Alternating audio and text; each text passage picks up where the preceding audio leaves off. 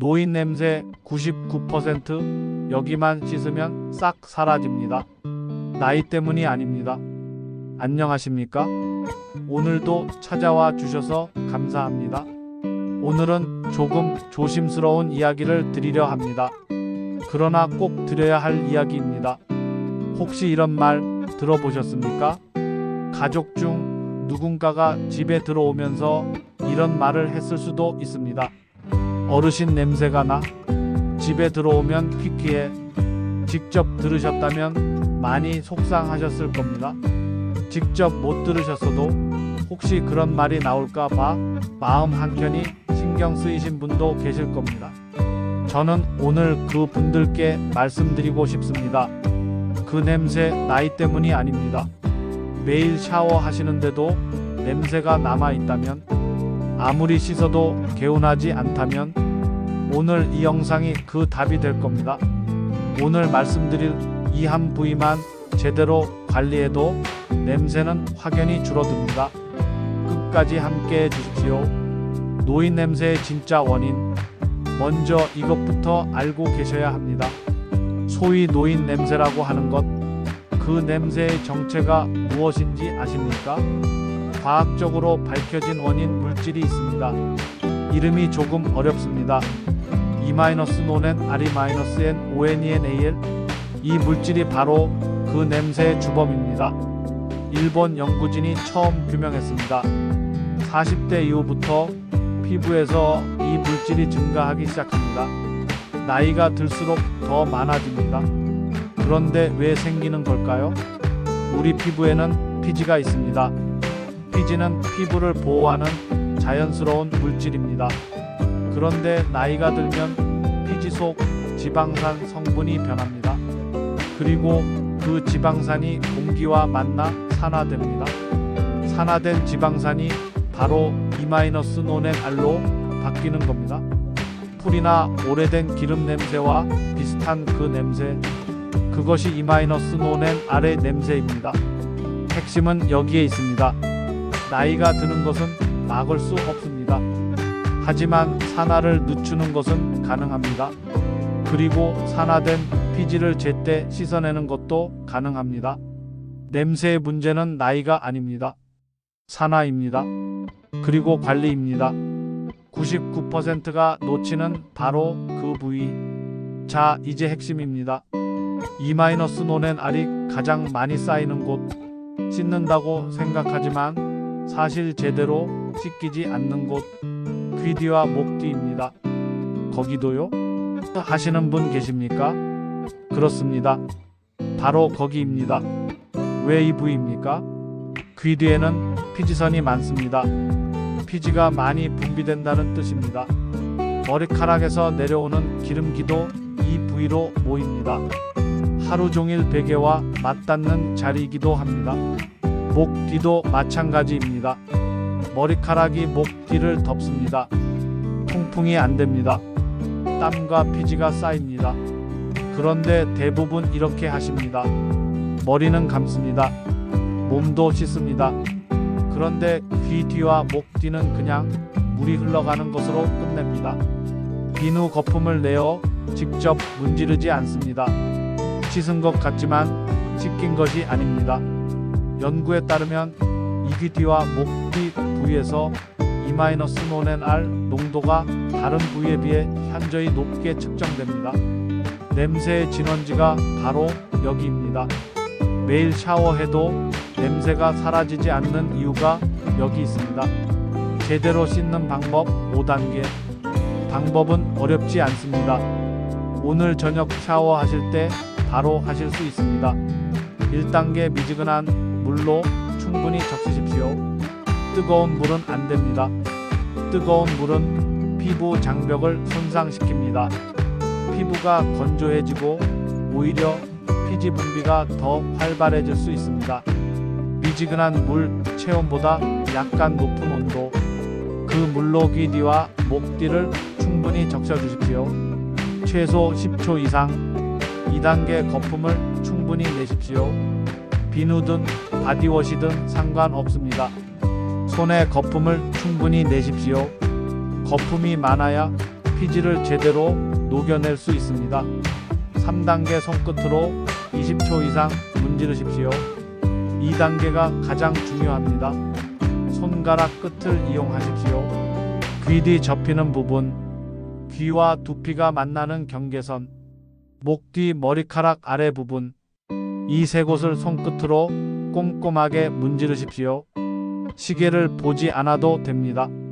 마음속으로 20을 세어 보십시오. 그 시간이면 됩니다. 4단계 완전히 헹궈내십시오. 비누 성분이 남아있으면 오히려 피부에 자극이 됩니다. 귀 뒤 접힌 부분까지 물이 충분히 들어가도록 헹궈 주십시오. 5단계 수건으로 완전히 건조하십시오.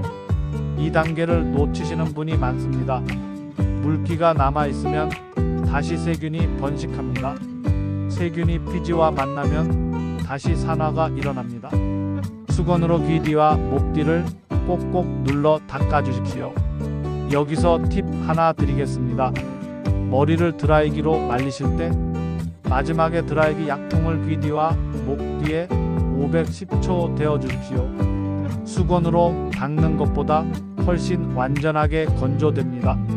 이 한 가지만 추가하셔도 냄새가 확연히 줄어드십니다. 그리고 베개 커버를 자주 세탁하십시오. 귀 뒤와 목 뒤의 피지는 밤새 베개로 옮겨갑니다. 베개가 오래되면 그 피지가 다시 피부로 돌아옵니다. 주 12회 세탁이 이상적입니다. 추가로 관리하셔야 할 부위, 귀 뒤와 목 뒤를 잘 씻는 것이 핵심입니다. 거기에 이 부위들도 함께 챙겨주시면 더욱 좋습니다.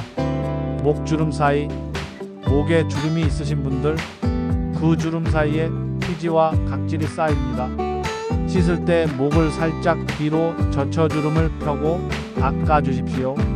두피와 목의 경계선, 머리카락이 시작되는 부분, 이 경계선은 샴푸할 때도 몸을 씻을 때도 놓치기 쉬운 사각지대입니다. 의식적으로 이 경계선을 손끝으로 한 번 더 닦아주십시오. 안경 쓰시는 분들은 안경 다리를 자주 세척하십시오. 안경 다리는 귀 뒤에 하루 종일 닿습니다. 피지와 땀이 안경 다리에도 묻습니다. 주 23회 중성 세제로 안경 다리를 닦아주십시오. 안경을 쓰시는 분들이 귀 뒤 냄새를 더 신경 쓰셔야 하는 이유가 여기 있습니다. 음식도 냄새에 영향을 줍니다. 씻는 것만큼 먹는 것도 중요합니다. 기름진 음식을 많이 드시면 피지 분비가 늘어납니다. 피지가 많아질수록 산화될 물질도 많아집니다. 반대로 항산화 식품을 드시면 피지의 산화를 늦출 수 있습니다. 특별히 권장드리는 것들이 있습니다. 토마토 속 리코펜이 강력한 항산화 작용을 합니다. 매일 조금씩 드시는 것만으로도 차이가 납니다. 녹차의 카테킨이 산화를 억제합니다. 하루 한 잔이면 충분합니다. 채소와 과일, 색이 진한 채소일수록 항산화 성분이 많습니다. 브로콜리, 당근, 시금치를 식사에 포함시켜 주십시오. 몸 안에서부터 냄새를 줄이는 방법입니다. 절대 하면 안 되는 것. 마지막으로 이것은 꼭 알고 계십시오. 냄새를 없애려다 오히려 악화시키는 습관들입니다. 떼수건으로 귀 뒤를 박박 미는 것. 피부 장벽이 손상됩니다. 손상된 피부는 피지를 더 많이 분비합니다. 악순환이 생깁니다. 부드럽게 손끝으로 씻는 것이 정답입니다. 향수로 냄새를 덮으려는 것. 향수는 냄새를 없애는 것이 아닙니다. 덮는 것입니다.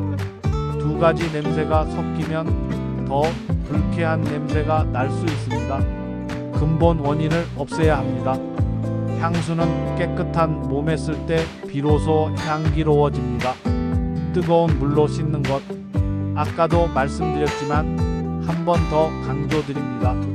뜨거운 물은 피부를 건조하게 만들고 피지 분비를 오히려 촉진합니다. 미지근한 물이 정답입니다. 마무리. 오늘 이 말씀 꼭 드리고 싶었습니다. 냄새가 난다는 것, 그것은 나이 때문이 아닙니다. 관리의 차이입니다. 이 사실이 얼마나 중요한지 아십니까? 나이 탓으로 돌리면 아무것도 바꿀 수 없습니다. 하지만 관리의 문제라면 지금 당장 바꿀 수 있습니다. 오늘부터 바꿀 수 있습니다. 저는 60대, 70대 이후에도 품위 있게 살 수 있다고 믿습니다. 타인의 눈치를 보지 않고, 가족에게 미안해하지 않고, 스스로 당당하게, 그런 노후가 가능합니다. 그 시작이 거창할 필요가 없습니다. 오늘 저녁 샤워하실 때 귀 뒤, 목 뒤, 이 두 곳을 의식적으로 한 번 더 문질러 보십시오. 20초면 됩니다. 그 20초가 달라집니다. 내일 가족이 먼저 알아차릴 겁니다. 아무 말 없이 가까이 다가오는 것으로, 그게 가장 좋은 신호입니다. 끝까지 봐주셔서 감사합니다. 여러분의 품위 있는 노후를 응원합니다. 다음 시간에도 좋은 이야기 가지고 찾아뵙겠습니다. 감사합니다. 본 영상은 건강 정보 제공을 목적으로 하며 개인 증상이나 피부 질환은 반드시 전문 의료기관과 상담하시기 바랍니다.